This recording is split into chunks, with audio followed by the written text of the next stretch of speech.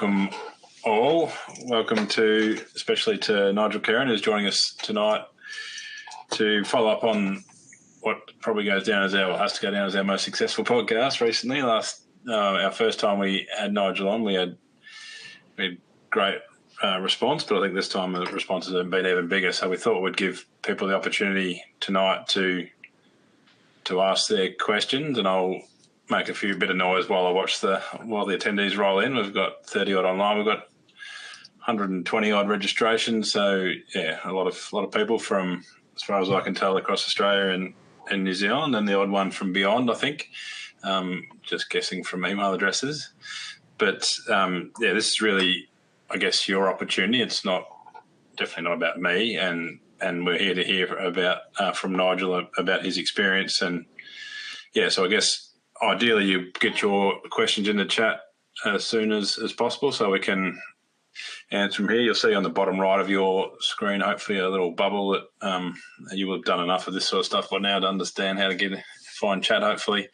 But yeah, jump in there and ask your questions while we just roll into that and watch a few people come in. Maybe Nigel, if you just quickly run through seasonal conditions or something really quickly just to get warmed up and we get some more in. Yeah, so for those who don't know where we live, we're sort of in central western New South Wales, 80k south of Dubbo, 80k north of Orange. Seasonal conditions, the whole year's been start, stop, start, stop. We never got a second rain to make good grass growth. So pretty much you got a growth and then it just stopped dead, and then it rained again and stopped dead. But just at the moment it is wet, and we're not feeding anything. We haven't fed anything this year. But no, it's okay. We're all right. We'd be starting to get towards a fairly full profile of moisture, which will set us up beautifully for spring. So nothing to whinge about up in our area. Excellent. Right, we'll definitely not here to talk about the weather. So we might start off as we wait for questions to come in. We were having a chat this morning, and I think one of your comments was there's no intelligence needed in cutting direct costs out of a business. Do you want to just expand on that for me? Yeah, it seems to be when things are tight, and this is a tight cash flow year for us. It's a good P&L year, but as far as cash flow, it's just average to below average. And all I hear about is people cutting costs and ongoing. It's a bit too late to cut costs. That's very reactive, and if that's the only way to put a pulse back into a business, then I suggest that you're probably taking the pulse in the wrong spot in the business. For me, it's about looking at, if you have rainfall and you have moisture, how do I turn that into turnover? And even if you're in a drought situation, you're in containment, I still think the emphasis is on creating cash flow to service that feed bill whilst you're in containment. And southern New South Wales, Victoria, South Australia and most parts of WA are in a fairly tight season, where the central western New South Wales, is pretty good.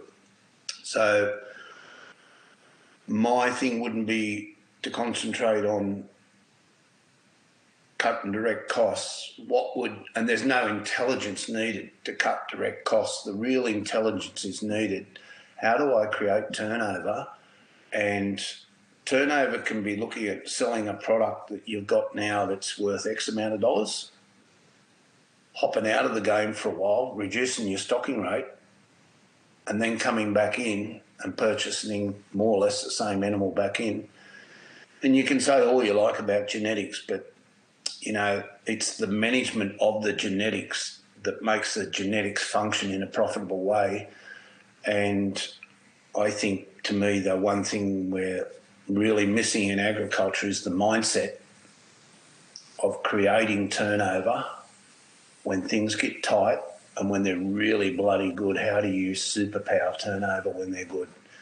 And that's where climate variability is set us up beautifully for that, because if you get over that fear of failure, those For instance, I'll bet you anything, Southern New South Wales will go, and Victoria, South Australia, WA, will go into a tight period they're in. I don't know how long it'll last. We didn't think ours would last 3 years.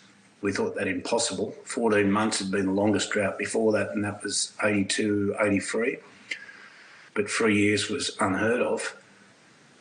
But the good thing about that, if your mindset's right, you'll regain that turnover you lost if you've got your head screwed on when you're coming out of that period. And that's where the real goal is. To me, cutting direct costs, it's pretty bloody boring. It doesn't do anything for your headspace, because if we had direct cost to cut, that happened a long time ago, and I don't see too many farms that are wasting money. So next question is from Lachlan Patterson. How do you manage your grazing with your cattle and sheep to reduce worm burden in your pastures?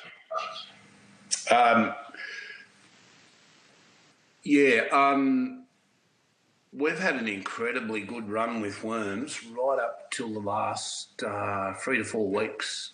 So we've basically gone worm free for, nearly 2 years. And just at the moment, we've got worm burdens building up now, but we're very much using cattle to do that with. Cattle is an important part of what we do in managing worms. But because we had those start-stop seasons, as soon as we started eating short again, shorts below a beer can in height, that's when, and it coincided with big heavy dews and shorter rotations, that's when the worms pop back up into our business. So, but we are very much seeing the effects of the work that's been done using genomics and ASBVs in worm resistance. We only started down that road 5 years ago, and it's popped up this year where our worm burdens are bugger all compared to what they would have been before we started concentrating on breeding sheep that were resistant for worms. Excellent, right. There's no other questions in there. There's a comment from Bill saying cold night, big fire, good red. Bill Malcolm, that is. So great to have you on board. Good on Bill. Yeah. Sounds like a good spot to be. Obviously, there's no footy on tonight, otherwise I'd be watching that. Keep your questions coming in, team. I guess one of the things that is a struggle in a business is financial literacy, and I guess have you gone about? I know we've said on one of the podcasts you left school when you're 13. Obviously, that wouldn't have given you a lot of time to get financial literacy. How have you sort of gone about building your approach to taking on risk in a structured way? So we started Kerin Ag in 2007, myself and Kate, and I thought we were pretty good average farmers, but our financial literacy was absolutely non-existent. So, and that happened at the age of 42, Mark. Like, I'm sure I was 42 in 2007. And that was late. And I look back now, if we'd have known what we knew by the time we hit 50 with financial literacy and how to play the game of agriculture, you can't imagine where you'd be. And that financial literacy thing is the number one ingredient to good decision making is knowing your numbers. And if you don't know your numbers, that's fine. Just get someone into your business to get that in order. And I actually met at the Merino Link conference the other day. I met a chick there. That's what she's doing now. She's going into farm business, setting up books. She's a qualified accountant and actually managing the business, but more importantly, passing her knowledge on to those business people so they can actually make her redundant in 2 or 3 years. And that's just gold for me. And that's the best way to do it. Don't sit there and struggle and try and work it out. Get someone in there that will hold your hand through that change. And just don't get hung up about not knowing it and get anxiety about it.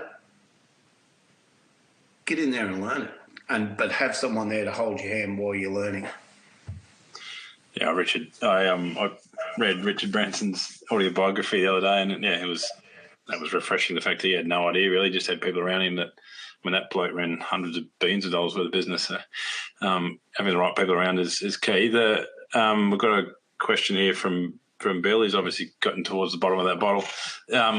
If we get more runs of 2 to 3 years of tough years, basically the question is, how do you use the surpluses of the good times to better manage the tough times? So what decisions should you be making when things are good to better manage the bad? I think you got to use opium, and you don't have a choice other than to use opium. As I said on the podcast the other day, our business went backwards in that 3 years of drought, $1.3 million. And we were back in the black in 4.5 months when that drought broke in 2020. And the thing was... Opium is other people's money, not Oh, opioids. sorry. No, not opioids. Opium is just other people's money, which in this case was ANZ's money, not mine. So, you're going to need it. Get in there and organise it while you're in that period of dry and let them know what the game plan is. Actually have a plan and let someone pretty clever scrutinise that plan. Because if there's emotion in that plan and that plan's been made with emotion, you'll sniff it out a mile away and just look at the figures and go, Jesus, would I invest into this, what you're doing? Absolutely no. Or would I invest into this? Absolutely. You've covered everything. You've nailed it. You've got a great plan. Get into it and go like buggery while you've got that moisture.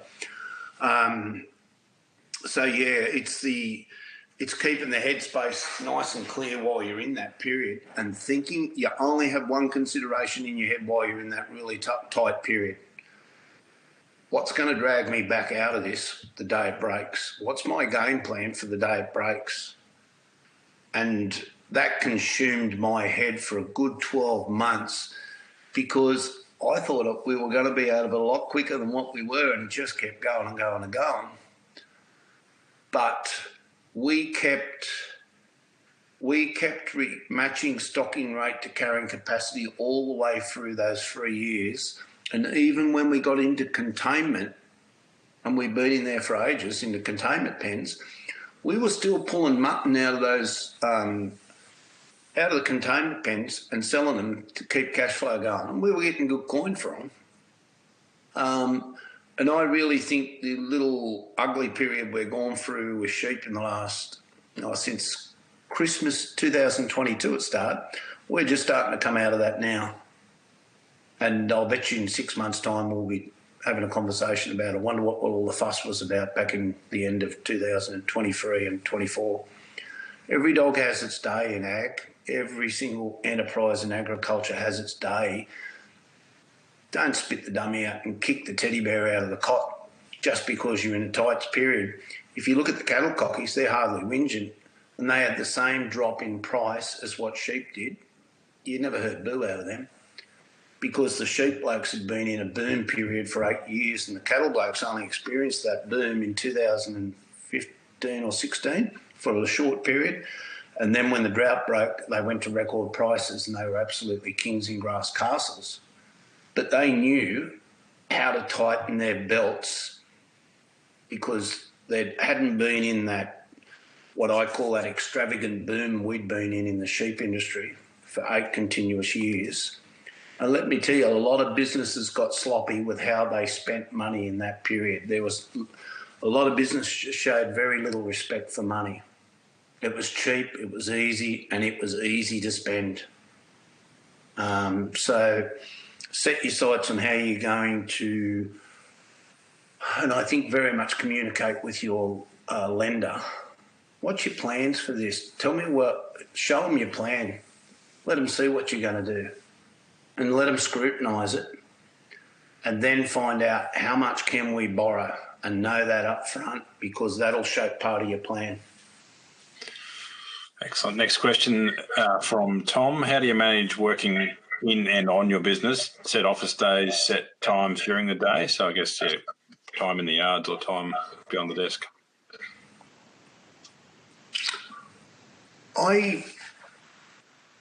The admin work takes 100% care of that and nails it.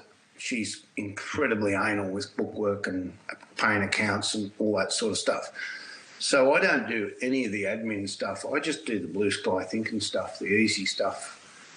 But I think since I heard that one-liner, you can't trip a centipede, now when I'm out in the paddock, that's my best office time now, is out in the paddock, especially on a Saturday and Sunday when I can just poke around of a morning. There's no one on the two-way or on the phone.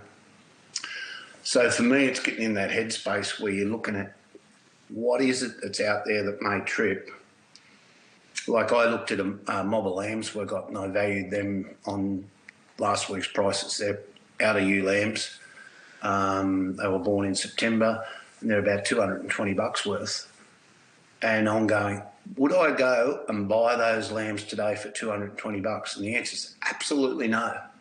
And if I won't buy the lambs, I have to sell them. So what can I trade those lambs in on and buy something that's incredibly undervalued? And even in the drought, we were doing that to a certain degree. We were doing short, quick trades, trying to, I won't use the word trying, to generate cash. And for me, the one thing I'd be doing is we're selling, as soon as I can get something sold, we're selling that and converting that cash back into probably the biggest price differential I've ever seen in any market is happening right now, and everyone's ignoring it. So that's what we're investing our money back into to put back on the grass we got, and that's light Angus heifers. There's never been a price differential between a steer and a heifer of $1 before, and when you do the spreadsheets on it, you've only got to put 100 kilo on it and get a defeat lot entry weight, and you pick up at least 70 to 80 cents on what we've been buying those heifers for, plus the weight gain. So that's just money for jam. And I can't, if I hold those lambs, say till September, and I have absolute full confidence in this lamb market, it's going to go off its tits by the end of July, August, September, and wait till you see what happens when you get to that period where the Western District lambs aren't coming onto the market because it's dry. That's when I think in early summers when we're going to have a massive shortage of lambs. So we'll probably pivot, when spring gets here, we'll probably pivot into two of the places that are removed from the main block. We'll probably start buying clients' wethers lambs if they're down in the south and they're forced to destock those because of drought. I have absolute full confidence in that lamb industry turning around very, very quickly and going back to a strong. And I was quoted when the drought broke. AWI, MLA were talking about, we need to rebuild numbers. We need to rebuild numbers and get back up where we were. And I'm going, why would you want to rebuild numbers? We've never made so much money out of sheep per hectare because they've doubled in price and we're running half the numbers. And then we did what everyone said. We went and rebuilt the flock and we rebuilt the herds and we crashed and burned again. So see how rebuilding isn't the most important thing. It's turning over cash whilst you're rebuilding. Don't get hooked into, we've got to get our U numbers back up. We've always run 4,000 on this place. We've got to get the U numbers back up to 4. Your mindset should be, how do we get the cash flow back up, the turnover of this business back to where it always is, with the least amount of effort, the least amount of, I will use risk because, and the only reason I'll use risk because it's not your money you're going to be using, it's your bank or your finances. And it has to be done quickly because as soon as you build your breeding numbers up and get back to breeding full numbers again, guess what? You hit the wall again because everyone's back to full numbers and you flood the market again. So, I don't know. I'd like to think we're going to be sitting on here at the end of, in 2025, talking $10 a kilo for lamb, especially at the end of 25 and into 26. And I'd be game enough to bet within a short period you'll be dragging sheep out of the East Coast back to the West Coast. Yeah. There's a prediction. Write it down. There's a prediction. This is recorded, so we'll see how well we go. A quick question from Charlie Reardon. What KPIs do you use for assessing business performance? The return on the DSE. So whether you're breeding, trading or whatever, everything goes through a spreadsheet. And if I'm weaning calves or I'm weaning lambs, have I got enough grass to take them to the next stage of profit? Have I got enough grass to take those weaner cattle through to the next stage of profit without compromising their mums? So do I have enough grass to keep mum happy, be it a cow or a ewe? Can I get those lambs through to trade weight? Yeah, I got them there. I'm at trade weight. Can I now get those lambs through to export weight? The season's going okay. Am I going to be stealing anything against off the feed market? So for me, we have a return on the asset of grass, and that's just a simple spreadsheet we do, which was part of that KLR marketing school. I still use those old spreadsheets. They're very simple, quick. I used those spreadsheets today. I did 5 different equations on our breeding animals just at the moment. Are they too dear to own, or should I be selling something out of them? We had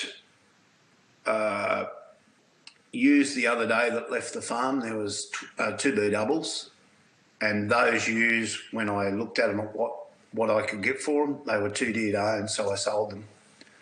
And so everything for me, and then I do have proper KPIs, which is gross margin analysis, overhead ratios, turnover ratio, finance ratio, gross margin ratio, and you look at them every month when Kate does up the BPS, the business position statement. Just simply look at those percentages and ratios. They're like the dashboard of your tractor, ute, car, header. And they have to be in the right percentages to know that the health of the business is right. And one of the big ones we look at is finance ratio. When over 15% of your gross sales are going into finance, cash flow will get tight, and service and overheads and direct costs will get tight. And we've got to that 15 up to 22% plenty of times. And it's not as if it's going to paralyse your business. You just need to be aware that you've got to pull up and try. And when you're allocating funds, how do I allocate funds or cash or borrowings that create muscle in the business? And if you do it that way and you use that triangle to do it, it'll remove the emotion out of the decision making. Because I look at some of the dumb decisions I've made. When I go back over years and look at them, it's always a dumb decision that's in hindsight a dumb decision. When you battle test it against that triangle, you'll go, there's a reason that failed. It was made based on a decision. We never ever looked at that triangle at actually making that decision. One from Curry. What percentage of trades do you make with 4 contracts? Are you comfortable making trades without using 4 contracts using KLR principles? Forward contracts, I'd like to think in 12 months' time you call them an antiquated way of securing price. There's a company just popped up in Australia called StoneX. They're an American company, a 100-year-old company that's been doing risk management in all commodities. And what we're looking at now is swaps. So we have got a fair swag of animals around us at the moment, and I'm looking at protecting ANZ's money with a swap. And we did it years ago with wool and grain, and it's been incredibly simplified. And the way I look at swaps is it's the best way I know of that creates a win-win for both parties. So reproduction trades, as in doing an AI program or you're joining sheep or cattle to bulls, rams, are very hard to do a contract with. They're basically impossible. You can't. You can do cattle into feedlots, cattle to abattoirs on a Ford, same thing with lambs. But I find swaps will be the easiest way I know of risk management, and I can't wait till we get back into that and actually do a swap to to get experience back in the game again and create that's as soon as we have lambs on the ground or calves on the ground, or we do a trade with cattle, we cover that risk with a swap contract. So it's look up StoneX, Google StoneX and have a look at it. That's they do a very good explanation of how they do business on it. Cool. Similar question. When looking at contracts, for example, trade steers, what are some key points to keep in mind or to look out for? There's only one key point. Only one. Have you got the grass to put the weight on them to meet the contract specs? Same with swaps. If you don't put the weight on that you take the contract out for, that's your only danger. So that goes back to grass management, which is good old-fashioned simple stuff that costs you nothing to do. And right now we've got one big paddock of oats, 270 hectares in it, and it's got a stocking rate of 27 DSC a hectare on it. And I know that's super safe from experience because over the years on grazing canolas or grazing crops, we monitor soil moisture, rainfall, DSC ratings and all that stuff. So it's a built-up history that's written down that most of your grazing crops with good soil fertility, good rainfall, you can quite easily run your 25 DSC a hectare. Once you get into spring, you know what happens wherever you live with spring. Have you got enough grass before you start the trade? And don't think this is about buying and selling sheep or cattle. A trade can be the day you wean your lambs, the day you wean your breeder calves. Have I got enough grass to take those through to the next level? Can I take a contract out on those lambs? There is no boogeymans in any contract. The only boogeyman is you don't get them to wait that the abattoirs or the feedlots want them. So I have never been caught with a contract. We did a lot of business with Morton Co. and they were incredibly amazing to work with, where we went into I think it was 2022, went into a really sloppy, super wet winter where we thought they'd be doing about 1.45 kilo a day and they come back to 900 grams a day because it was just so bloody wet. And they allowed us a bit more time to get them up to weight because, once again, we shared our buy price with Morton Co. They knew what we were paying for them. And they knew what margin we had to get out of it to make a bob, and they didn't want to lose us as a customer, and they were incredibly good to work with. So, yeah, and there's plenty of good companies. We took a heap of contracts out with JBS into Brooklyn straight after Drought, and they were fantastic to deal with as well on delivery dates and that. I've never had a bad contract. Everything's gone according to plan. But your only boogeyman is not getting them to wait. That's the only one. From Horace Smith, what percentage of total livestock numbers, sheep and cattle, is capital stock breeders versus trading stock that can be readily liquidated? How does that vary throughout the year? Not breeding season, summer dry conditions, matching feed supply versus demand. So, yeah, I guess how do you manage your capital stock versus trading stock? I think is the question. Really, really good question. And that took us a lot of years to work out. So our sheep business pays all the direct costs of the sheep enterprise, and it pays for the overheads as well. So all the overheads and direct costs, it pays for that enterprise. And that was a beautifully structured plan until, guess what? someone decided to bump the interest rates up. Now that enterprise has fallen short of paying the overheads in their own direct costs, and that shortfall's been about $400,000. So now this is where it gets really interesting, and it gets you sharper. If you've got surplus grass to go and do a trade with, if that's what you choose to do, you better bloody get really good at how you allocate that grass to a product that has the highest return on that grass.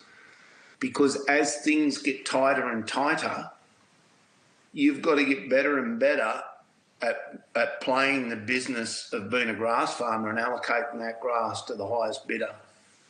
And if I was to take a punt at the moment, I'd be buying merino weather lambs and light black heifers if I had grass, because I think that lamb market, and everyone let me know if I'm wrong in about 3 months, but I think that lamb market's got massive upside come early summer, only because of supply. And I think the same thing with the black heifer thing as well. It's very discounted at the moment, and I've never seen that big a discount. So I can't answer that question for everyone, because it'll be different for everyone, because they have different size overheads and different cost structures. But for our business, it worked really well for about 14 years. And it's not as if we didn't do anything about interest rates. We took a cap and collar loan out, and we've already hit the cap. We hit that a couple of interest rate rises to go. So the top end of our interest rates is capped for 5 years, and we get to share in 2024 any reduction in interest rates. We get to share those, but that hasn't happened yet. So different for every business, and it has to be tailored to your business, because are you a cropper in that? We've got to take in the cash flow that's created by cropping, and we've also got to build into that there could be a miss in the cash flow from cropping as well.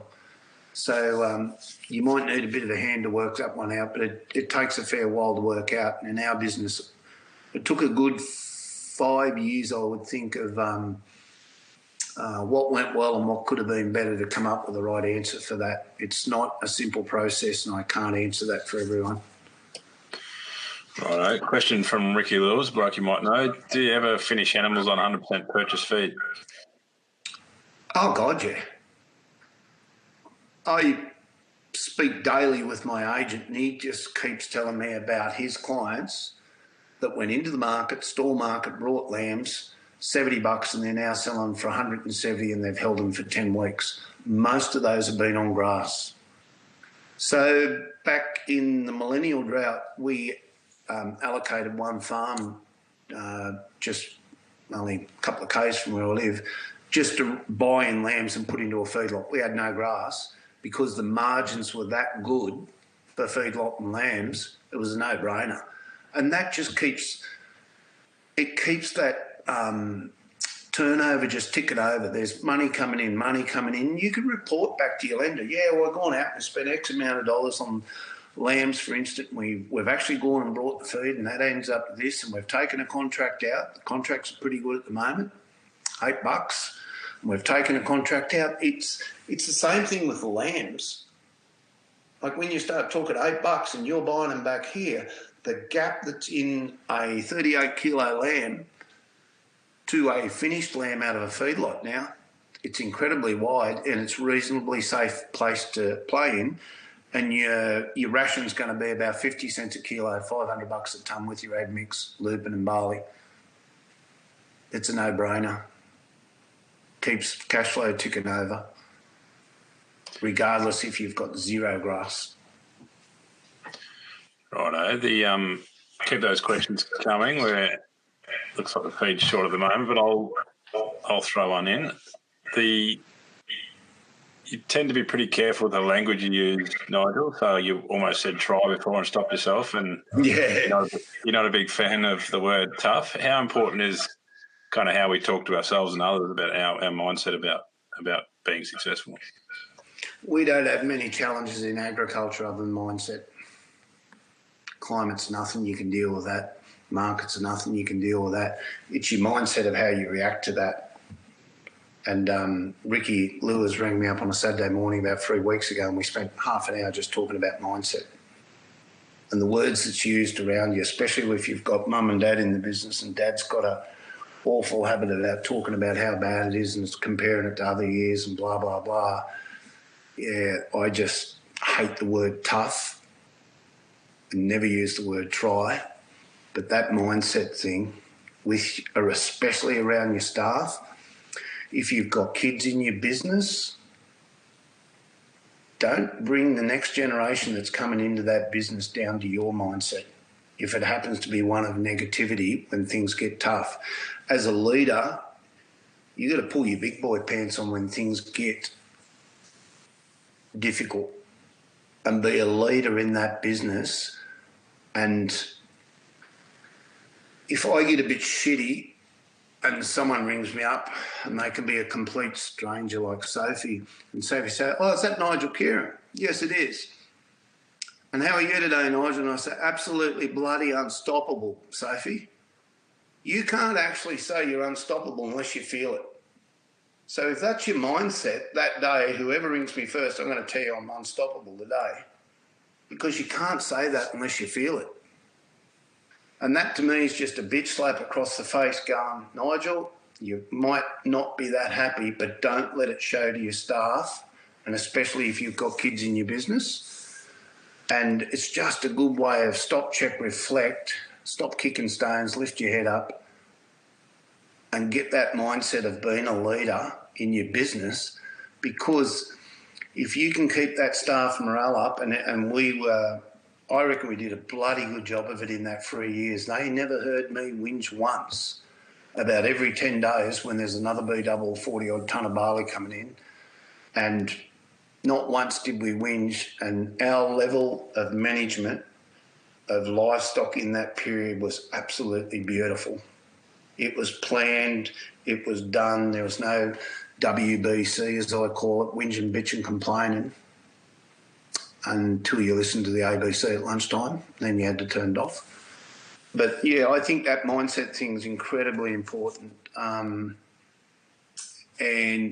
I'd like to see agriculture doesn't have a lot of problems once it fixes mindset, especially when you've got family working in your business, because you don't want to transfer that so-called tough word into the next generation.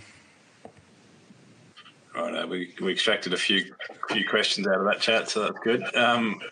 Hamish Thompson, another bloke you might know. If you can't secure a dollar contract, only a booking, how are you best to go about making some of these decisions? Time heals all balance sheets. And just stay out of the market, Hamish. Because what will happen when the contract comes in, you'll double up. It's like you're going to keep betting on black tonight. So don't get hung up that you can't get a contract. Keep working ahead in your headspace about grain supplies, lupin supplies, barley supplies. Go and work on your feedlot itself, improve it, make it better, and wait for that contract to come. Because you make more money being patient, not making a decision based on an emotion, and then you reward yourself and pat yourself on the back for actually waiting that out. And it's a bit like balancing like a pendulum. You're balancing that inventory of livestock and money and trying to keep it like a pendulum, just beautifully balanced. You're never going to go broke doing nothing. But if you make an emotional decision, you may lose money. But if you get it wrong, what you do is lessen the balance sheet you've got up your head. You want to be adding to your balance sheet with victories in your head. So that's, if it doesn't feel right, then it probably isn't right, Hamish. So sit it out until that happens. Because there's been lots of contracts on the East Coast offered in the last 3 months, and it hasn't done much to the stall market. Done bugger all to it, because everyone's got himself convinced there's no money in it. There's never been a better time to feed lambs. Question from Caleb Smith. In hindsight, what was the biggest hurdle to growth that now seems insignificant? I find myself creating artificial barriers based on my geography, labour, etc. Just ask that again. In hindsight, looking back, what was the biggest hurdle to growth that now seems insignificant? So what is something that looked like a major barrier, but you now look back going, well, no. Super easy question to ask. The biggest hurdle to growth was financial literacy or illiteracy, lack of knowledge of finances. Once you get your head around opium, using other people's money and servicing it, it is an addictive drug. You need more of it to keep going. And it grows businesses. It grows the people that are in the business, and it just builds that super confidence up. So for me, the biggest hurdle to get over is that financial literacy thing. Know your numbers. And as I said earlier, don't get hung up on not knowing it. Get someone in there to help you with it, because that's all we did. We just bludged. Anything that we're weak at, we just bring someone else in to help us with it. Don't get hung up on it. And people that are good at doing things love teaching. You don't know something till you can teach it. And if you've got someone teaching you something, no matter what the subject is, they're bloody good at it because they're teaching it. So, yeah, financial literacy was my number one handicap. And that was probably because we spent too much time at the coalface with a pick and shovel, bashing out coal and just working always in the business, not out on the business. Working on the business, sorry. Question from George Mannering. After your last podcast, you talked about Beef 24 and what you took away in regards to carbon farming. What other speed bumps or opportunities do you see coming in the future in the beef industry? I reckon the beef's pretty good. I was only made aware that Brazil and China are doing a lot of talking at the moment. That may be a spanner in our works. I'm pretty happy with the beef situation, but remember, it's only been reasonably easy to make money out of beef. There was a short period before that 3-year drought, and then post-drought. Before that, if you had grass and you like sheep, you just had to invest in sheep because that was the best way of selling a hectare of grass. But they do fit in well with the grazing operation, I must admit, especially in the high rainfall areas like a lot of the east coast of Australia is. I'm reasonably happy with where beef's going, because what makes beef pretty good is they have a supply chain of feedlots, feeding the processors, getting constant supply. And it seems to be a lot easier to get a forward price putting steers into feedlots and into processors than it does lamb or mutton. When you look at mutton, contracts are basically non-existent, full stop. So I would think in time that if Australians can recognise the value of swaps, that the way the Americans recognise the value of doing swaps and managing risk, that I'd love to see a company like StoneX be incredibly super successful and convert Australians into using swaps to manage their risk. And that can only happen when there's a lot of fluidness in that market and lots of contracts being done. So you've got to have a buyer and a seller of that contract, as you do in a forward price, physical forward price contract. One from another bloke you might know, Dwayne Duxon. Give us some key points in managing cash flow in a farm business like yours. Cash flow in a farm business. You've got to be at least 6 months out in front all the time, looking at your cash flow, and constantly being in a state of what is it that I own that's too dear to buy. Have I got grains? If I'm a grain grower, have I got excess grain sitting in a silo? Would I buy it for that?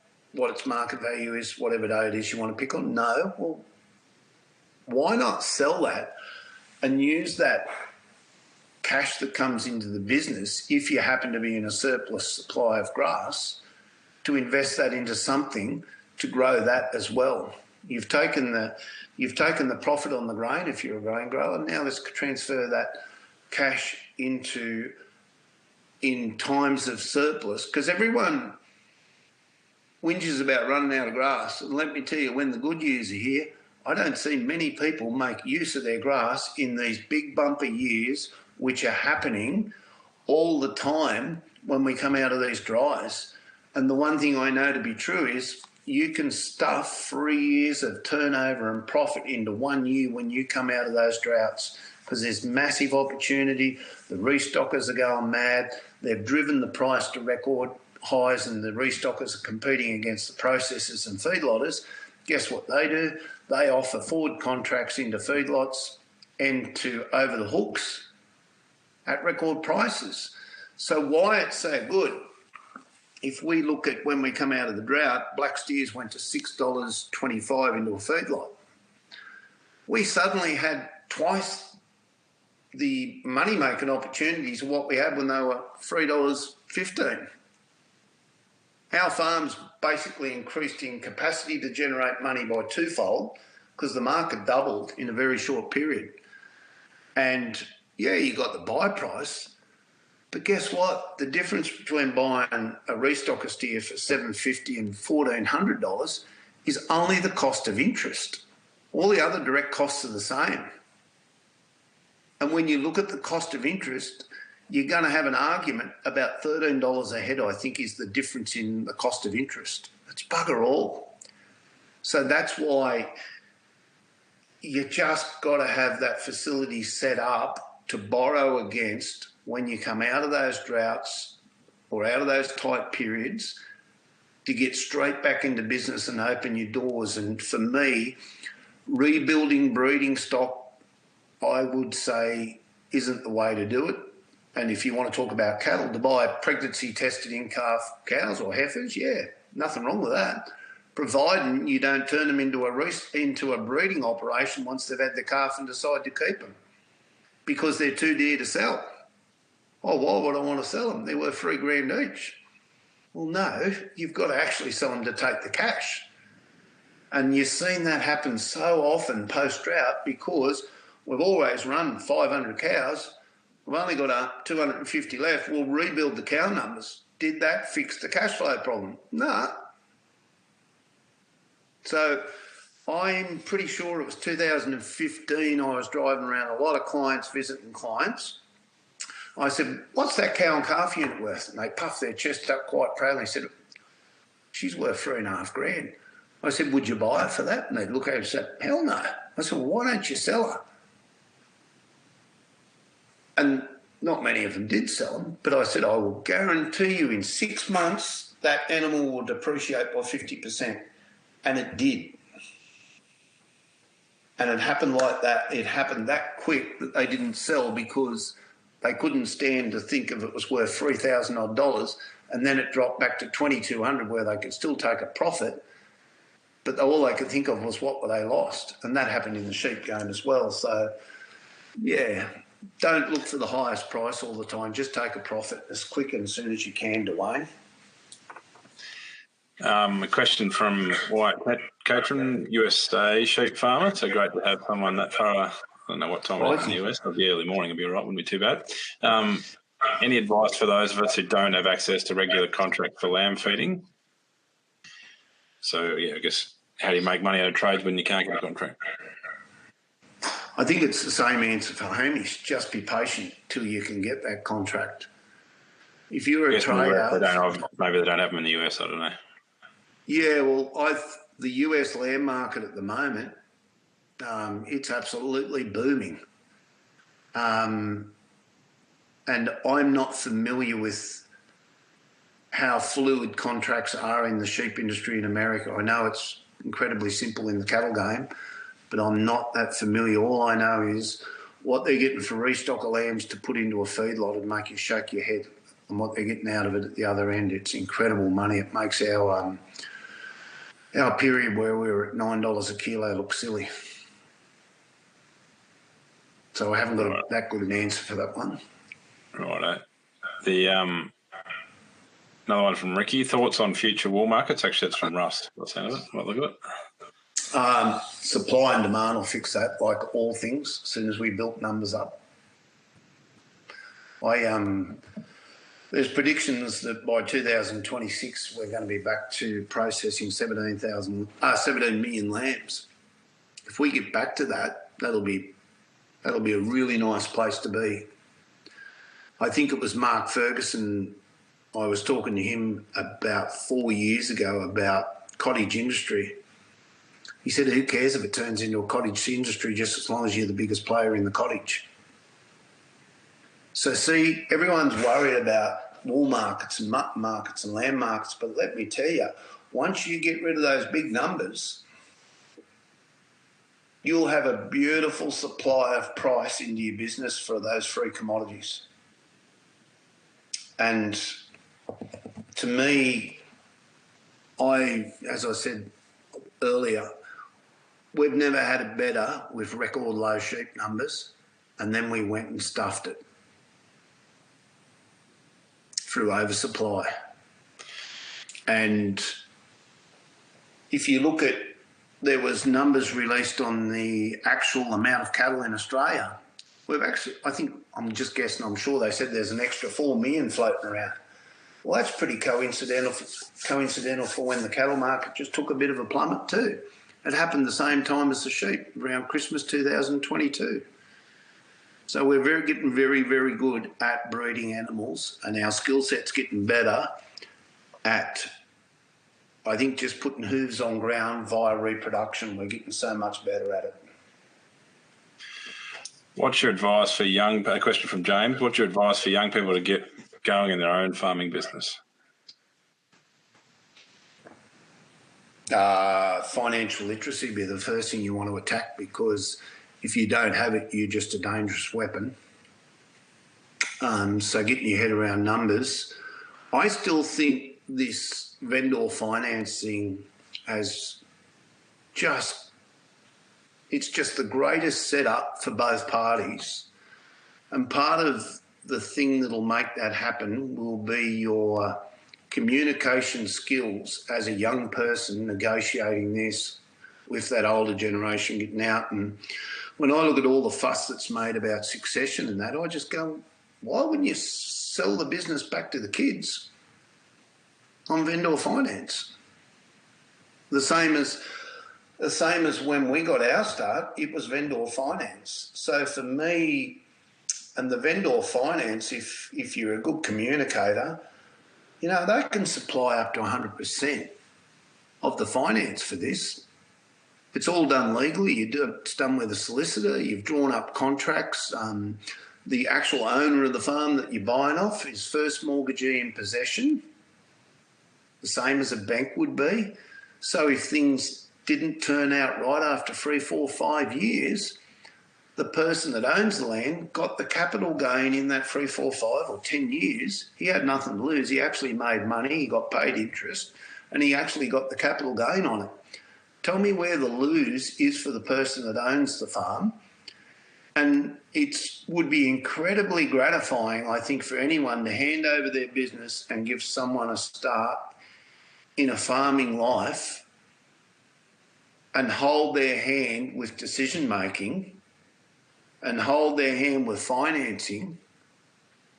I think older farmers have got to look at how do they find retirement the most rewarding thing they've ever done by helping that next generation actually get into farming, where they're acting as their financer, their mentor, and partly as a consultant to management. More talk about that and less talk about the reasons why we can't do it. And I'd love to see some of the well-known consultants pick that ball up and run with it in agriculture and just start belting that one around for a while and start talking about it and get the conversation. It's not the young people you've got to get this through to. It's the older generation on how big a win-win this is for both parties. And I reckon it'd be pretty bloody rewarding to hand over to another generation, whether they're family or complete strangers, and be part of their ongoing growth. So that's about it for me. But I think another way is have a contracting business in agriculture. Hell of a lot of young people have got into ag by starting off with contracting business, spraying, sowing, a lot of boom spray operators, shearing contractors, etc., etc. That contracting business, a lot of work involved, which isn't a problem when you're young, but it's a high cash turnover business which is fully funded with other people's money. You can get all the money in the world to buy machinery to create cash flow. Try doing that to borrow money on livestock. It's bloody difficult compared to machinery.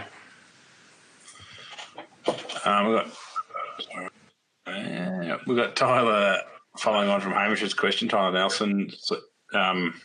So you don't do a trade unless you have a contract in place? So do you ever gamble on the market, or do you always lock in a contract and assume you can go find animals? I, like the rest of you, can't get a contract sometimes when I get one. Like when we do a reproduction trade, which we're doing at the moment, there's no contract there. But it's the best value add that I know of that I can do with that particular article is a reproduction trade. And we use AI to do that, which value adds that particular heifer again. And the most important part, if you're doing a reproduction trade, is still the same as if you're doing a weight gain trade. You've got to be smashing a heap of weight onto that female. So if the tide turns against you and no one wants that pregnancy that you've created, you've got a female that's heavy enough to go into a processor. And God, that's happened twice now in the last 8 years, or not even that, 5 years, where that market evaporated overnight for restock of females that were pregnant, both sheep and cattle, but we put a heap of weight on them, we brought them at the right price, and we were still able to make that a successful trade, actually processing those animals. So, you know, it's great to have a contract, and that's why I'm so happy about there's a company coming to Australia trying to do something with swaps, because that removes the risk out of it completely, providing you put the weight on. Cool. Another question from Hamish. Do you think a potential price of $10 a kilogram for lamb could have a negative impact on sheep numbers? As in, I want to sell at as high a price as possible, but in WA, if the price went to $8 tomorrow, there'd be a mass exodus to cash out and go cropping. What are your thoughts on that? This emotion to jump out of sheep and do more, I'm not going to mention the word cropping, do more of another enterprise. You know, the reason we do sheep wheat in WA is because they fit like a hand in a glove. And I tell you, the one industry at the moment that would frighten the living bejeez out of me if that's the thing that I was in love doing, and that is cropping. Because the replacement costs of machinery now have gone way beyond the price of grain as a ratio. And the repairs and maintenance bills now are just beyond belief. And those direct costs in cropping make me really uncomfortable compared to the direct cost increases I've had in livestock. So I'm not an enterprise hopper. I do what I love doing, what's best suited to the environment we live in, no matter where that is in Australia, and do lots of it. And yeah, I don't know how many times I've heard blokes say, I'm glad we've got a livestock enterprise with the belt and we've copped with cropping. Now, how puffy in the chest would the croppers be if they'd completely missed out? Like, I remember when we were in that 3-year drought, the West Coast was doing very well. They had a great run. Now it's just turned around. And that's why, you know, for me, it's about I'm in breeding and I'm in cropping as a long-term business. I'm playing a long game, not an enterprise hopper. But if you don't like livestock, if you don't like it, then I can guarantee you won't make money out of it. You have to love both to be good at it. So do what you love and do lots of it. I might go fishing. You'll go hungry. From Craig Rich, heard you talk about lease to buy for capital gains in a podcast. You did. Can you further explain how that works? And this works for both parties. And you may have a block come up that you've been sweating on, and just at that particular time, it's damn inconvenient. Do everything you can to get your hands on it. And that may be a lease agreement, 3-5 years, where you actually inflate the lease cost to decrease the purchase price, which decreases the capital gain. It also helps you with tax planning, and it also helps the guy that's selling with his tax planning as well. It works both ways, but what it does, it secures the property into your hands. It may not be the exact time that you want to buy that farm, but don't let it slip through your fingers, because the one thing we know is every block we add onto our main block, everything just gets simpler and simpler and simpler. And I'd have no hesitations. I've got a block 13 k's away at selling that farm to add on to where we live, just so I've got everything in one, all our infrastructure in one group. So if you're looking at expanding and there's a farming business that's very close to you, then put your foot on them, do everything you can to hold them. And that leasing is just a good way of doing it to make sure no one else gets it. Like we've had a lease block now, I think, for 18 years. And I think it's a good time right at the moment to own lease country, because I've got a funny feeling we may see what happened post GFC, where land prices actually just flatlined and fell a bit. Well, it'd be a good time to own lease country and stay out of the market. And the longer you hold something in the lease, the closer you are to that next rapid rise. So in our particular area, post GFC 2007, land prices sat there and did nothing for 8.5 years. They might have depreciated a wee bit, and then they doubled in 4 months, just like that. And if you were leasing in that period and you brought before that rapid rise, you brought the farm, you got the business, and then suddenly it doubled overnight, it gives you more borrowing capacity to go again. So that's the thing, what I like about leasing. If you've got enough wit to stay out of it, lease, and then you can nearly time when you come back in, because you know it'll double every 10 years. And if you're actually purchasing the farm, you've had it for 6, 7, 8 years, you're 3 years closer to when that is going to double in price. And you get the capital going straight away, and away you go again. And that's, so many people have done that. It's a good game plan, that one. Thanks, Nigel. We've got a couple more questions there, so we'll answer them. But I'll just, we did say we'd do it for now, so I'll just pull up now and thank for those that have been here. If you need to go and feed kids and do whatever you need to do at this time of night, that's all good. We just very much appreciate coming on and taking a step towards bettering yourself and your business. And I'll thank you again, Nigel, but thanks very much for your time and for kind of taking time out of your business to both record 2 podcasts with us, but also coming back on to answer these questions tonight. So that's just a short break. We're going back straight into answering questions, but I just thought we'd give people the opportunity to sign off if that's what they need to do. We've got a question here from Horace Smith again. Is horizontal integration... I probably should have read it before I started reading it. Horizontal integration in support. It's a long question, Horace. I'll wait around that.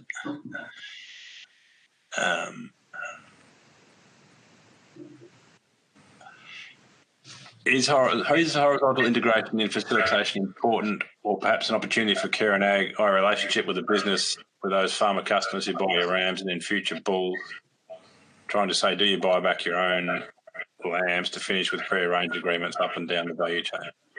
Absolutely. And that's where we're heading. And only spoke about this to Savo. We've got farms, one that doesn't join the main block and a lease block, and then another one that does join us but sort of doesn't. That supply chain, especially when you get alliances with processors of a branded product, and that branding of, you've seen it in the cattle industry, you started to see it in the last 2 years in the sheep industry, that branded product thing, it adds a heap of money back onto those purchases, the value of those animals. And I think we're going to do a heap of work on IMF and shear force in the breeding of our merinos. We've got clients' sheep being processed at Gundagai today. Can't wait to see the processor sheet on that. But definitely creating a brand at scale, not some farmer's market thing, creating a brand which I reckon in time will be backed up by feedlot security. It's just a natural progression, and you're going to, you'll see the same thing happen in the cattle industry as well. So yes, it's a natural progression, providing you've got the business acumen to tie all that together. So it's a win for the processor, it's a win for you, and it's a win for your clients as well. Very much front of mind, and the really good seed stock operators are definitely moving that way at scale for their clients. But it has to be done at scale, because the biggest problem with any meat brand is actually supply. So lack of supply kills brands. So yeah, natural progression, and it'll probably be one that you would bring someone into your business to grow that for your clients as an add-on benefit to buying that particular brand of seed stock, be it sheep or cattle. So yeah, absolute brilliant question, and one that'll be a very major part of the future of successful seed stock businesses, be it sheep or cattle. One from Jack Creswell. Are you doing reproduction trade with the ewes, those selling ewes scanned in lamb or station mated to maximise profitability from genetics? Yes. Mainly buying clients' ewes. We had a couple of guys from Mount Gambier come for a drive around a couple of months ago, and they just said, if you can find us ewes. So we brought ewes off a client and passed them on down there. There was no value add to it for me. I just did the go between the buyer and the seller and sent them down there and set them up. And I like selecting the ewes for clients, new clients to use, because I know good sheep from bad sheep, and I know what works, putting different genetics over. So that's just something we do, and actually supplying all the rams into that. And if they're a start-up business getting them going, we actually supply a lot of rams for nothing now to get them on their feet and get a full cross of our rams over all their ewes, so I can then market all those lambs as F1 Kerin pole bloodlines when we go back into a processor or to a feedlotter or restocker. So that's another value add as well, which you can do when you've got enough scale in your seed stock business.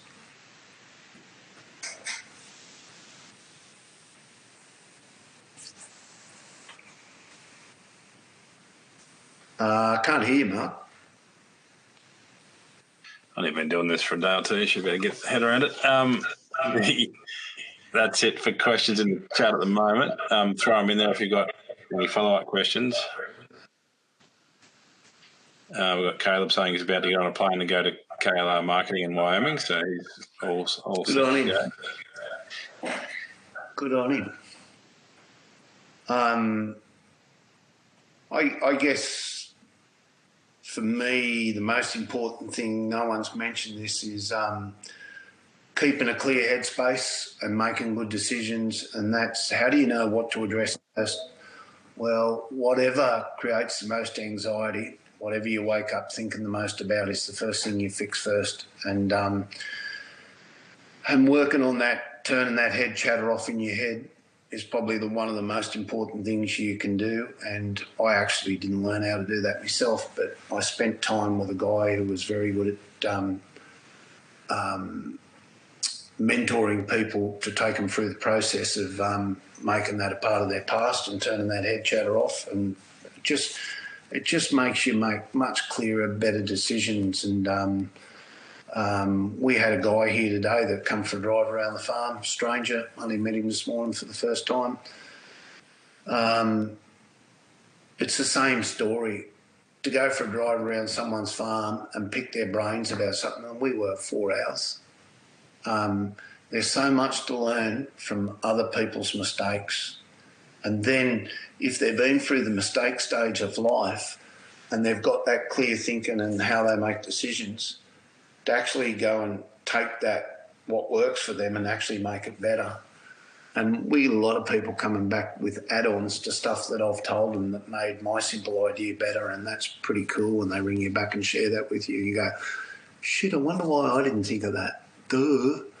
Yeah. So, good conversation. We got any more questions? No, nothing more coming in. I guess the other thing that we chatted about today was, and constantly I suppose, is whatever the stats are, you're only good as the 5 people around you or the herd you hang with, all that sort of various. But I think it is important, whether it's getting in groups or whether it's getting external people in your business, just to change that mindset. We've got a couple of questions, so don't worry about commenting on mine for now. But Simon Prince has asked, how do you manage your grass and feed budget, also having the confidence going forwards? Just experience or your grazing sheets? Lots of experience. And we use grazing charts. There's a grazing chart for each property, and then I bring all those charts together on another chart, which creates a trend line, and the trend's your friend. So everything's about grazing charts, feed budgets, and recording DSEs per hectare at the end of each month, and then looking at your trend line on your grazing chart. And that's experience, and we've been doing that for, I think it's 15 or 17 years now. And what I've learnt is always have more grass than animals. Simple as that. And the only way you know if you've got more grass than animals is to have a grazing chart. So a lot of the data now for DSEs that we're running comes from AgriWeb, and it's a great tool. And you can, at any moment, you can see what your DSE a hectare is per month, but you must record the DSEs per hectare year in, year out to create a pattern in your head of the average of what you want to run in an average winter here on this farm is such and such. And when you get a wet summer, it's such and such. So right now, we added another, I'm just working it out, another 9. We added another 7,200 DSEs onto our farm 2 weeks ago in the middle of winter, when we usually don't do anything like that. So we're at average carrying capacity, and we have actually this year spent a lot of money on adjusting phosphorus and sulphur levels and nitrogen levels in our soils. And the reason I've gone that way is we've got limited rainfall, and I just know when I've got grass when no one else has got it, something always falls into my lap where we make good cash flow out of it very quickly. So to make the best use of the rain we've had, we've spread a lot of fert this year, and that was in response to a guy just said to me, Nigel, don't worry about direct costs. There's nothing there. He said, cut the fat out of your business, not the muscle. And for us, when you look at the cost of single super, it was at a 6-year low. So we doubled up this year and spread a lot more than what we usually do, because in a high rainfall grazing system, if you think that you can run that system without phosphorus and sulphur, I wish you luck, because we've tried it and it's a good way to choke a good business really quickly.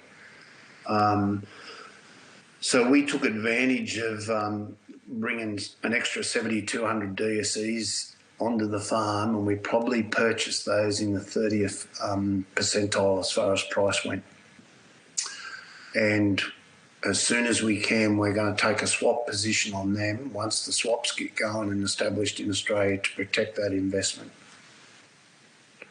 And it's going to be a good learning experience. And I don't care if I don't make any money out of the swaps, or I do lose a little bit, but by geez, I'll learn a lot and I'll get better at it the next time I take a swap out.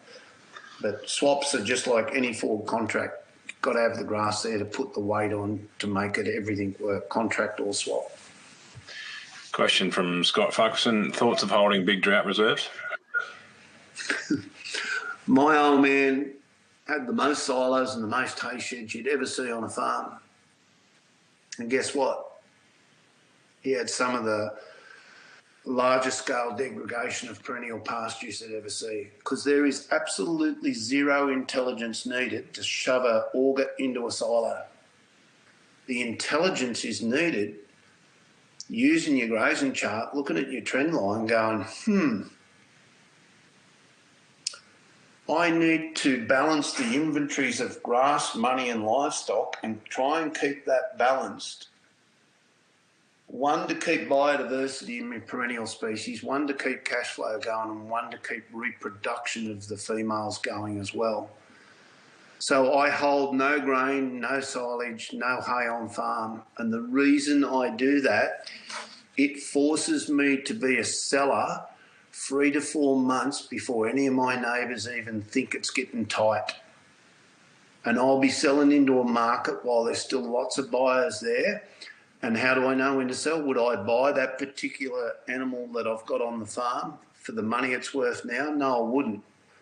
Well, my trend line on my grazing chart's telling me we're heading towards a freight train, and I know that 3 months before anyone else, because your trend's your friend. And when it heads up for 2 continuous months on the grazing chart, and I predict ahead for the next month with 0 rainfall and the stocking rate I'm going to have for that month, and it keeps going up like that, and if you look behind me on my left shoulder, they're all grazing charts, all up there. And the reason they're old-fashioned paper grazing charts, I put my head over shoulder and look at all the times when I didn't act on what the grazing chart was telling me. As soon as your trend line goes over benchmark, your overdraft facility will follow it. And back in the early days, Kate used to call the benchmark line across the grazing chart the shitty husband line, because as soon as your trend line goes over benchmark, you've lost control of your grazing business. You are now forced to plug an auger into a silo and kill cash flow in your business where you've got cash going out. And the thing with storing grain, the value of that grain is market price on the day it comes out if you're running a fair income business.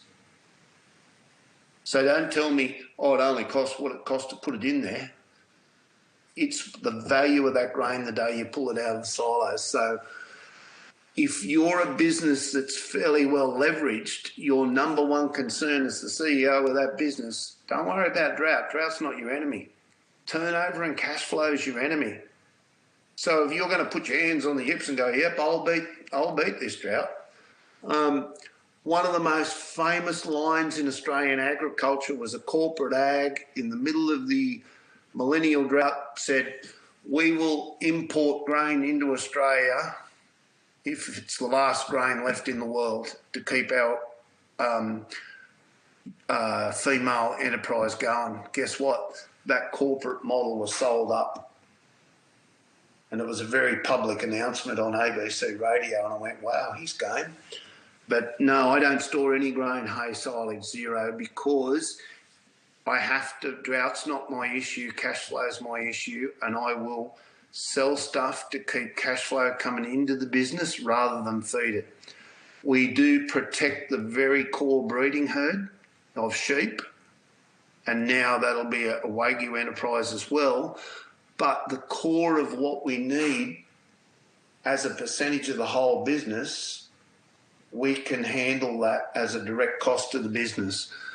But yeah, and that's taken years of being comfortable of how big does the core need to be? Well, it used to be big enough to pay the direct cost of that enterprise plus all the overheads. And that did change a little bit in the last 12 months with the increase in interest rates.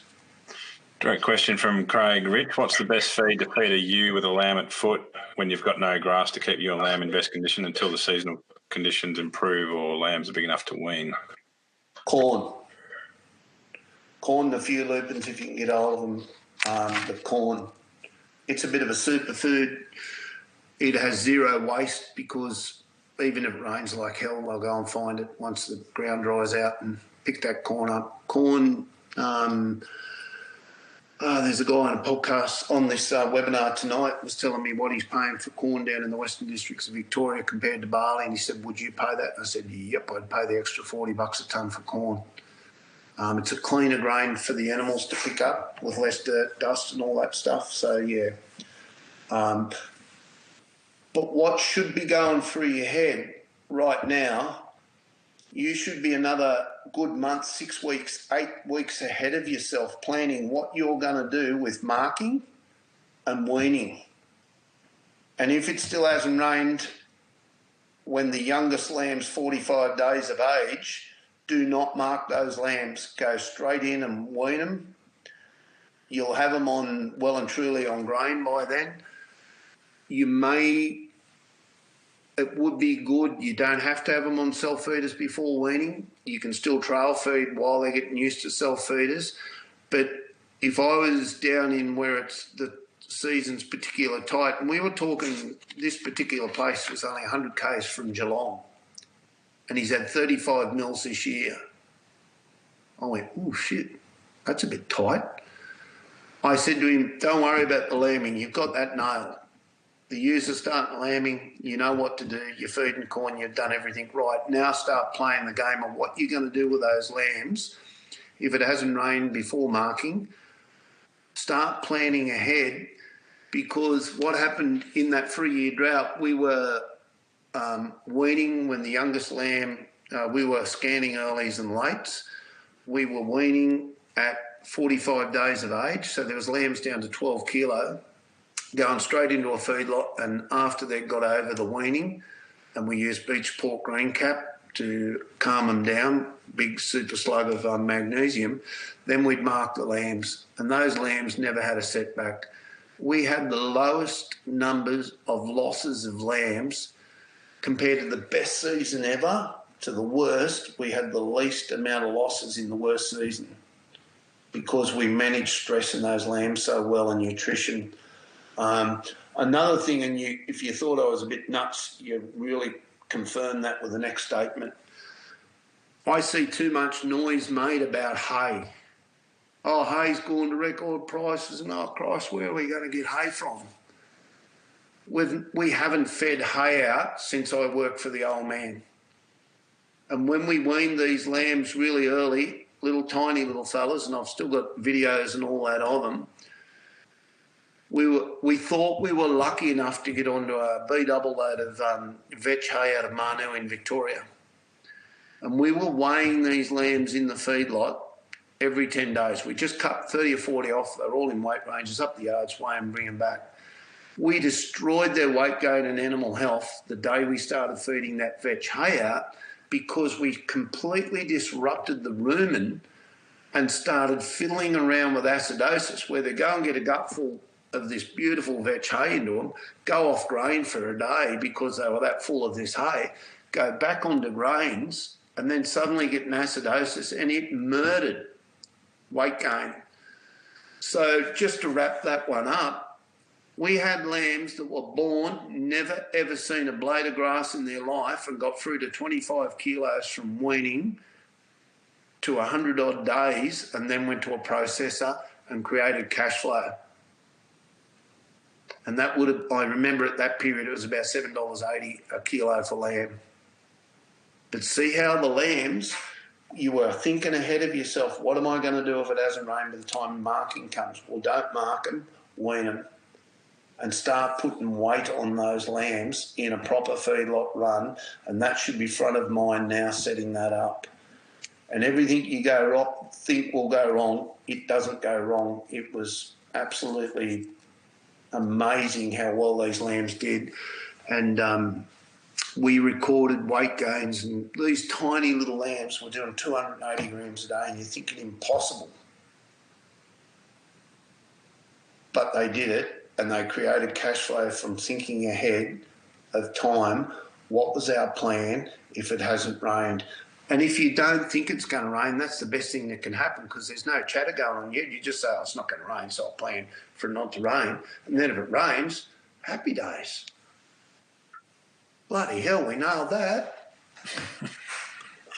What, another one from Horace, what percentage of feed grown is consumed? How to be more efficient and therefore nimble with livestock trading? You mentioned grazing charts. Any other grass measurement tools used? If my trend line's heading up, I'll do a physical grass budget. Usually jump on a bike, whiz around on a Saturday and Sunday, and I have an imaginary mob of 2,000 ewes, which is 2,600 DSCs. How many days of grass on hand is in each paddock? I whiz into a paddock, drive around, they'll be in here for 5 days, 7 days, 8 days, 3 days, 2 days. I add up the total days of grass on hand for that 2,600 DSCs, but then I work out the actual DSCs I've got on hand and divide it into those days. What we're doing with our core breeding stock at all times, we're trying to keep 120 days of grass on hand for the core breeding herd all the time. So you can't bring trade animals in thinking, oh, yeah, I'll just do an emotional buy. I'll go and buy them because they're cheap, because everyone thinks they make money out of trade animals when they're really cheap. You only make money out of them if they're cheap. When they're cheap is when you can bring them back and smash a heap of weight onto them, which we have the opportunity to do now on grass. And with the lamb industry, we have the opportunity to do that now with feedlotting, professional feedlotting. So to answer that question, just give me the question again. Horace's. The main question is what percentage of feed grown do you consume, and then do you use any other measurement tools other than your iometer? I never use grain to get me out of trouble with the core breeding herd. I use management to do that, and management costs nothing. Yes, we are forced to go into containment with the core breeding herd when things get really ugly, but by God, it's got to go a long time before it gets really ugly. And we have now 1,000 kilos of dry matter. Once we get to there, we see no value in leaving sheep and cattle out in the paddock. We'll go into containment. So I think if you're going to be proper feedlotting, then that's fine. Have grain reserves on farm if that's what blows your hair back, or just meet the market and go and buy it. That's the way I do it. But, yeah, we measure grass in days of grass on hand for the animals we have now, and for the core breeding herd, we're trying to keep 120 days out in front of ourselves all the time as a buffer to give us time to adjust to that period as it gets tighter.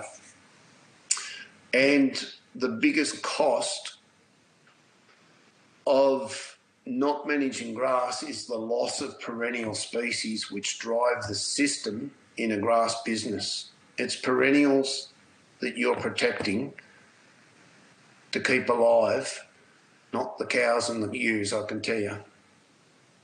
So for me, everything's about managing our landscape, not the animals. The animals look after themselves quite well if I've managed the landscape.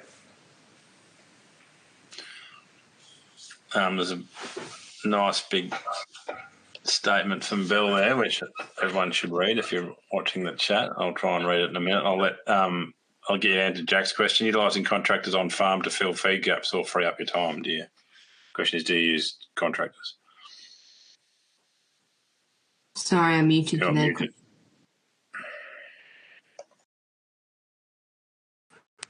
Used to use contractors for spraying and sowing and thought that was the best way of going. We had a small labour force, but as the business grew, the demand grew too big for the contractors to fill the role that they had and service their other clients as well.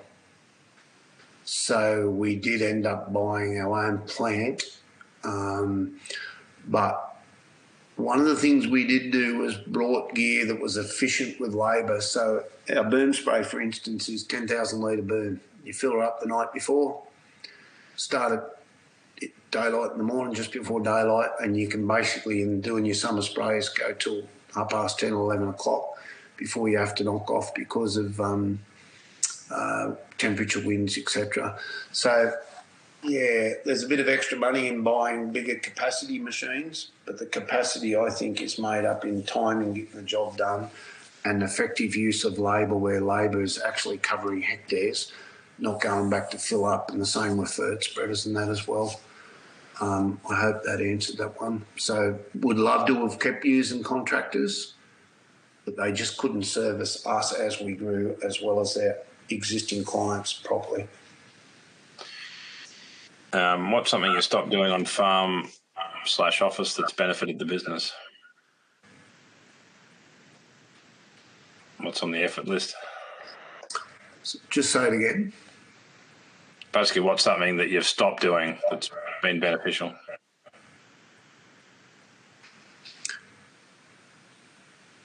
Oh, yeah.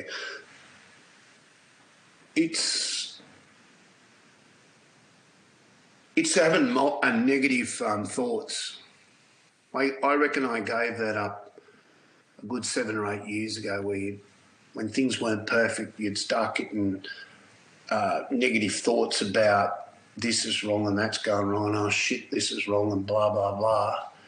And once again, I didn't work this out by myself. A bloke taught me. He said, every time you just a quick negative thought comes into your head, bombard that negative thought with 3, 4, 5 positives. Just every time you do it. And I actually wore a bloody pink one of those bands around me arm to remember to flick it every time you had a negative just head chatter, and go bang, bang, bang, bang, hit it with 4 or 5 positives. And it took 4 months to turn that around, where negative shit just never enters my head now, because it will not take up free adjustment in there at any cost. Because, yeah, if you keep that clear headspace, and you just got to teach yourself to do that. And it also revolves around turning off negative head chatter. One kills the other, one fertilises the other, and never ever procrastinate doing anything. I have a very strong belief that procrastination is the fodder that fuels anxiety. And I don't know any human being that functions well when they're suffering from anxiety. So if you've got something that's just giving you that, I call it ruminant depression, where it just screws your guts up into a tight ball, don't procrastinate fixing that, because the day you address that procrastination and smack it over, it just builds up your resilience inside your head, and you start getting better and better and better at removing that ruminant depression out of your guts by doing something about it.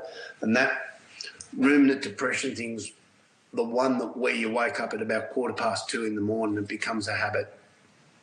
And that starts to kill your sleep patterns, and that starts to get really difficult with your performance as it doesn't matter what you pick on, it'll affect your performance, no matter as a family member, a father or a businessman or whatever. But, yeah, for me, it's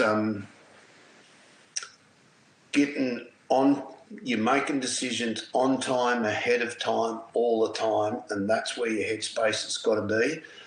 And stop doing self-sabotage, where if you look at, you're sitting in the driver's seat of the Hilux, you've got a tiny little rear vision mirror about that big, and then you've got this whopping great big windscreen out in front of you called the future. And we keep looking at that tiny little rear vision mirror, to look back in our past to do self-sabotage into our future, and I don't know why we do that. And just realising that there's nothing good back in your past unless you've recorded it and written it down of why something went really, really well. Make that better, record that, what went well. And if something didn't go so good, record why it didn't go so good and write it down so you don't do it again. Because when you write something down, your memory recall of something that's written down is 22 times stronger once you write it down, handwriting. So, yeah, I think that's a pretty important one, is just that really positive mindset. And it's not something that comes naturally to us as a human being, because the herd that we hang around with, 90% of them are in that mindset. So it's very easy to run with the herd when it comes to negative mindset. Quick, easy question. Do you use a plate meter to measure grass or just by eye? No, I don't. But just today we had a meeting this afternoon on new technology, Australian technology, that's actually better than a plate meter. And I know nothing about it, but we're going to go in and have a bit of a look at that. And I reckon in 12 months' time,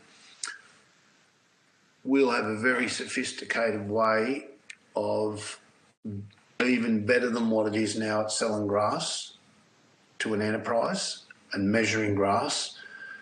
And that's just because we've brought someone into our business that's a lot smarter at it than what we are. And that's pretty exciting for me, because if I knew how to make it any better than what it is with our grass management and how we sell grass, don't you think I would have already done it? So I'm like the frog in the pot. I've reached where I can't go any further. So for me, we were lucky enough to have someone come into our business that just loves that stuff.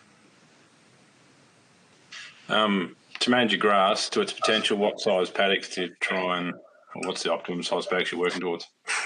It's different for every environment, every soil type, every rainfall. Ours are pretty much sit around 16 hectares, most of them 17, 14. But that's got to do with mob size and utilisation and speed of utilisation. You can't run a broad brush across that and give a answer that's going to work everywhere. Getting an even graze quickly across the whole paddock will determine, say if you can do that in 3-4 days, 5 days, that will determine what size paddock size and what size mob size is suitable for your farm. It'll be different on every farm. So, yeah, even graze quickly and long recovery is the key to weight gain in both sheep and cattle, because as you get longer recovery, your roots get down deeper and they bring up more micro and macro elements out of the deeper soil and transfer that into the leaf, which goes into the animal. So that's one thing we've learned from studying Optiways.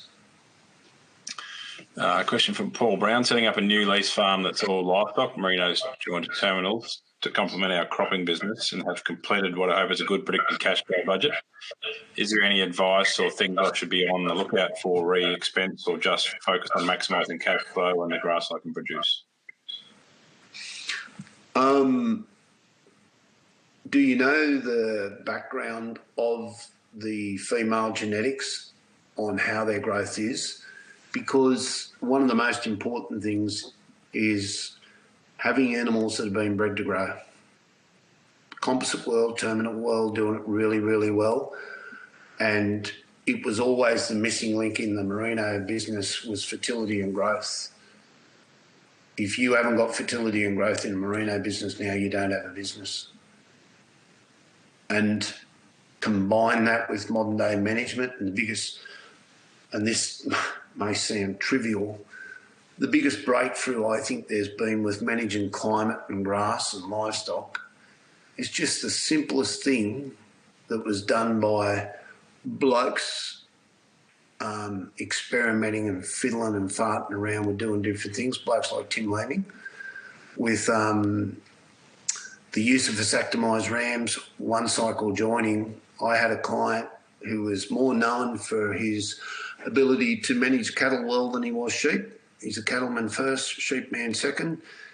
He just followed a prescription that I gave him, vasectomised ram, one cycle, texted me the results back on Friday, 96% conception in 17 days. He said, what do I do with the dryers? I said, send them to the sale yards. Who cares about 4%?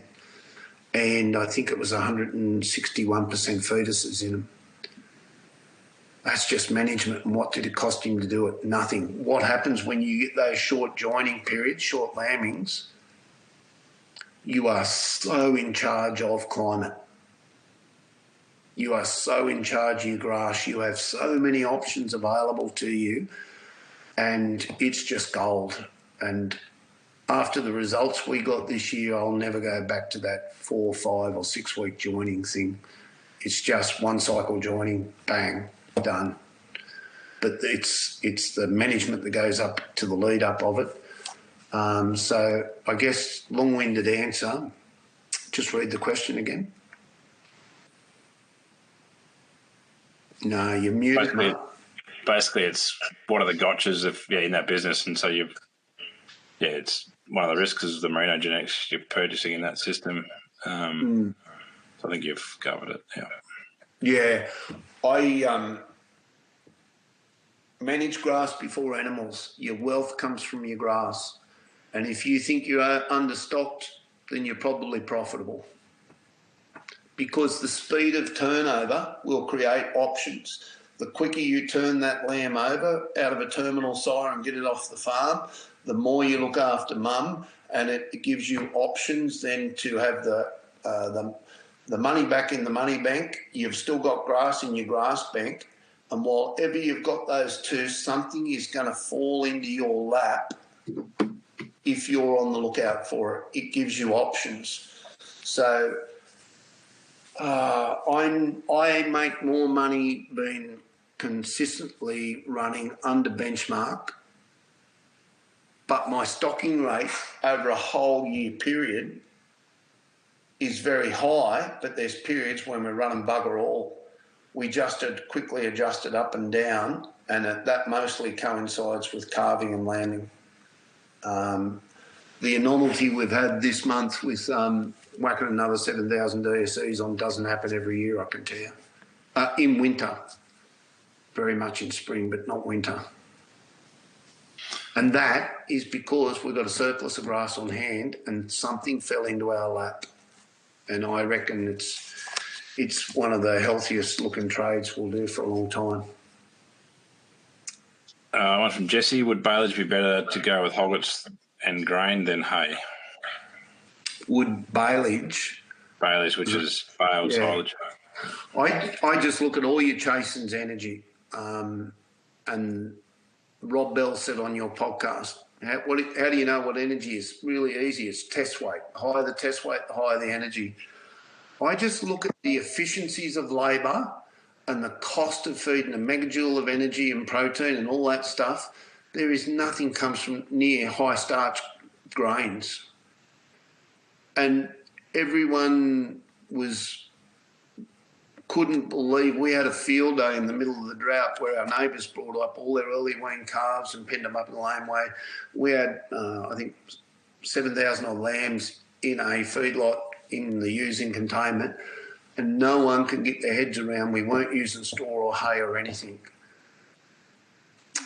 I consider hay or silage as fat in your business. To me, it's too expensive to use. Now, it may be a good thing if you've got cows in containment feeding straw with a bit of urea and a bit of grain. You might have a liquid additive in there like Molifos or something like that. That's fine. It's just bringing, if you can make the cost per megajoule of energy and protein work, I'm fine with that. But every time I have a crack at it with, I have no experience with baleage, but I know it's bloody dear to put away. Every time I do it, I just go barley, and corn pops into it when you've got lambing ewes. So I just feed the cheapest thing I can that's best for the animal, that keeps it in a condition score of at least 2.8 and never go under that at the least amount of cost. And I don't have a way of working. Sorry? Do you have a way of working out how much staff you need? How many people you need? Once again, depends where you live. If you run a seed stock business, you can nearly halve your DSEs per labour unit.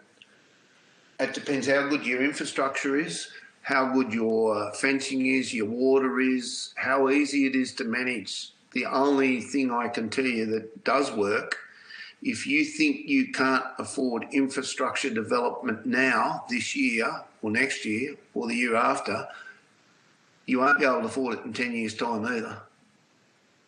Now, I just borrow the money and go and do it, because when I went to America 5 or 6 years ago and did a ranching for profit in America with Dave Pratt, he does a lot of benchmarking and consulting to his clients. And one thing he said, well, all my wealthy clients all have one thing in common. The managers and the staff that work for them are there managing animals all the time. They're not running around with fire extinguishers, putting out spot fires, doing repairs and maintenance on water, repairs and maintenance on fencing. They're not there running, operating an animal system in inadequate, say, wool sheds or sheep yards or cattle yards. They handle a large amount of animals per labour unit efficiently, driven by infrastructure investment. So while ever the people that are working for you are managing animals, you'll see that come into your balance sheet. If you work out that the people that are working for you are spending 40 or 50% of their time doing R&M, that's money coming out of your balance sheet and they're not actually producing anything. So if you think the cost of infrastructure is too dear to do, the cost of not doing it will kill you in labour eventually. It's just a slow death, because we can't stop labour going up, and to cut labour out of your business would be cutting the muscle out of it. So try and run as many DSEs per labour unit as you can, but that investment into capital infrastructure is a one-off cost, and you usually do it in big income years as a tax deduction, and it works beautifully. The Australian agriculture has a beautifully structured taxation system that fits in beautifully with agriculture. And it is a good system. Question from Alistair Morris, how do you find the people with the right advice, benchmarking, agro, accountant, etc.? They make you feel uncomfortable by feeling a bit inadequate because you haven't got the answers to the question they're asking you. If someone's asking you questions and you know the answer to, they're not challenging you. So they ask the hard questions. And I think one of the easiest ways to learn is to go and find people that are a heck of a lot better at doing things than what you are. And if it costs you a case of red wine to spend a Saturday morning with them, then that's cheap. But my thing is, I don't get hung up on not knowing anything. If I don't know, I just find someone a lot cleverer than me to help me or help staff learn that thing. And drench resistance and worm resistance is a very simple example of what we've done in our business. It's not our job to know chemistry of drenches and rotations. So we just employed a bloke who knew how to manage that for us, and it took us, I think, 5 years of drench management, and we did a drench test 5 or 6 months ago, where a lot of drenches, Sidectin long-acting, your white drenches, your clear drenches, were basically sitting at 98% resistance. We've now got all those drenches back into our armoury of drenches to use now because someone started managing our resistance of how we drenched in a high rainfall zone. And we've reduced our drenches by at least 60%.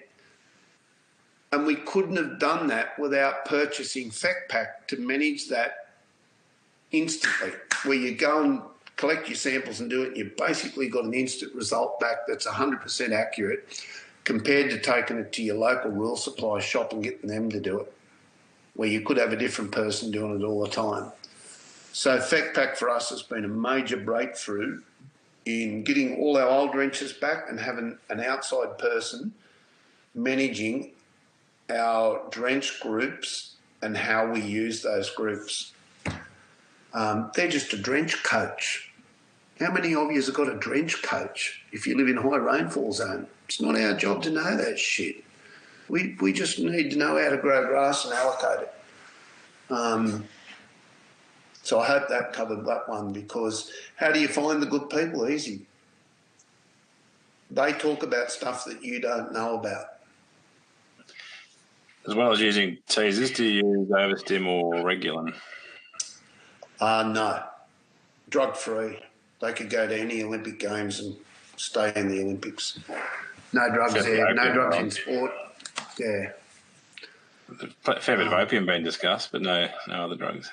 Yeah, no, we've got to have that one. Are you cutting dry ewes first time each year in ewe lambs across culling, I think? Culling dries in ewe lambs across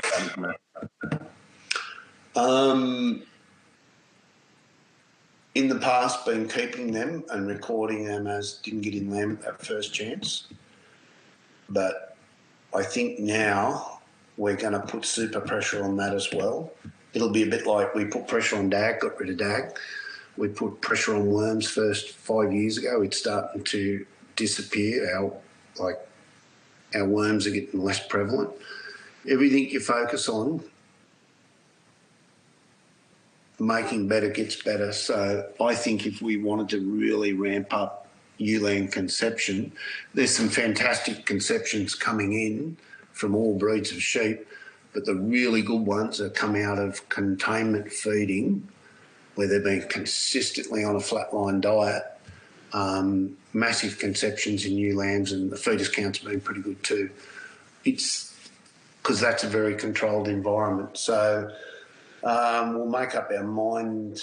We have one more scanning to go on the 1st of July, and we'll make up our mind what didn't conceive, whether they go back into the flocks or whether we just actually sell them as lambs. The problem with one of the issues when you're ramping up and concentrating on certain traits is your traits get better and better and better each year, and those ewe lambs are genetically have so much more potential than the old girls. So pretty much we're only holding our ewes now to 4.5-year-old and just selling them back into the restocker industry because they've been so quickly superseded genetically with ASBBs. You can't afford to keep the old girls. They're holding your stud back from growth.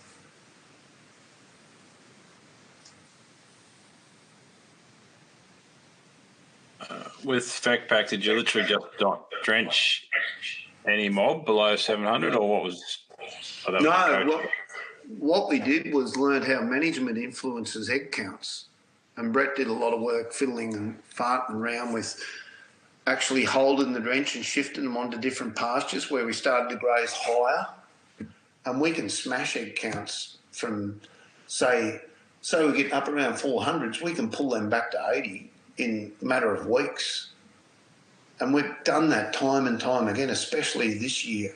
It's only just in the last 4 weeks that the pressure's really come on with egg counts. And that's because we're well into winter and we're starting to graze below 1 beer can. Once you get down to grazing below 1 beer can, that is when you start harvesting worm eggs back into the sheep. So grazing has a lot to do with it. But FecPack, it's amazing. We do all our individual tests on ewe lambs and ram lambs. Everything that's born gets an individual test we're doing. And we've got sheep that come back at 15,800 eggs and a heap of sheep with 0. Now, what was interesting was to go and draft off those ones that were over 12,000 and look at them and run them up the paddock flat out and turn them around and run them back the yards. 5-10 years ago, every one of them would have laid down.